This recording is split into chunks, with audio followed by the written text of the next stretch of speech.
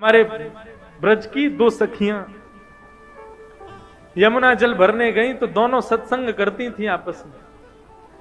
दोनों आपस में कहे, बोले भैया हमने कन्हैया की कथा तो बहुत सुनी लेकिन कन्हैया कभी देखे नहीं है। दूसरी बोली, अरे कन्हैया पता हो कहां रहे? बोले कहां रहे? वो संतन के पास रहे कन्हैया। अच्छा, बोले कहां पे? वो संतन के संग झोली रहे ना, वह झोली में बैठो रहे अंदर कन्हैया। अच्छा, कब मिलेगो हमें, कब दर्शन देगो झोली ते निकल के? तभी एक संत वहां पर आकर के यमुना किनारे बैठे, उन्होंने अपना झोली कमंडल सब उतार के वहां रख दिया और स्वयं यमुना जी में स्नान करने चले गए। अब तो दोनों सखी बोली, बोले भैया या की कमंडल या की झोली में जरूर कन्हैया बैठे होंगे, चल चल के दर्शन करें। बोले कहीं संत निकल के नहीं आ जाए। बोले अरे जितने में आवे को इतने तो हम देख के वाकू भाग जाएंगे।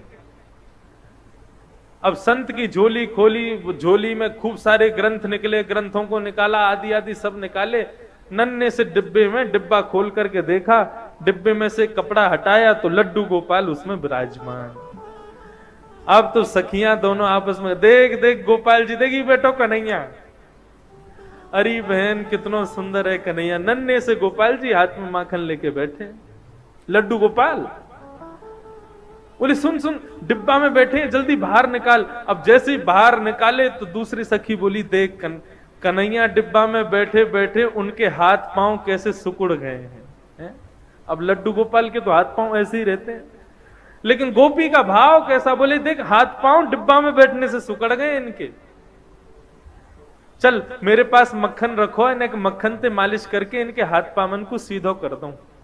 अब तो मक्खन से जैसे ही मालिश करनी शुरू करी, करते करते करते करते लड्डू गोपाल भगवान खड़े हो गए, पैर भी सीधे हो गए, हाथ भी सीधे हो गए, कन्हैया खड़े हो गए। जैसे ही खड़े हुए इतने में संत आए, और संत जैसे ही आए तुरंत कन्हैया को रख करके डिब्बे में भागी वहां से। संत ने आकर के देखा तो लड्डू गोपाल, जो कि लड्डू गोपाल के रूप में थे, वो खड़े हो गए हैं।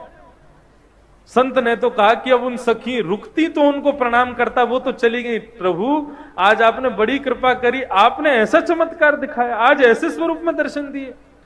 साष्टांग दंडवत करके जैसे ही चरण स्पर्श किए, संत का स्पर्श करते ही लड्डू गोपाल फिर से लड्डू गोपाल बन गए। संत के नेत्रों से आंसू बहने लगे, 2-4 घंटे रोता ही रहा। बोले प्रभु उन सखियों को यह तक नहीं पता कि आपके भोग के लिए मंत्र क्या बोलना चाहिए, आपका स्पर्श कैसे करना चाहिए, आपका भोग कैसे लगाना चाहिए। ऐसी अबोध उन सखियों के भाव से आप सीधे हो गए, और मैं जिसने आपकी प्राप्ति के लिए घर छोड़ा, परिवार छोड़ा, सब कुछ छोड़ के सन्यासी बना, मेरे स्पर्श करते आप फिर से लड्डू गोपाल बन गए। क्यों? आपको मैं प्रिय नहीं हूं? भगवान बोले अब तो बोलना ही पड़ेगा। तुरंत गोपाल जी बोलने लगे, बोले देखो हम आपके पास रहते हैं क्योंकि आप भाव से हमारी सेवा करते हो, लेकिन आप सदैव हमको मूर्ति मानते हो। उन सखियों ने हमको मूर्ति नहीं माना, इसलिए हम खड़े हो गए। ये मूर्ति भाव अपने हृदय से निकाल दो। हम सदैव आपसे भी बात करेंगे।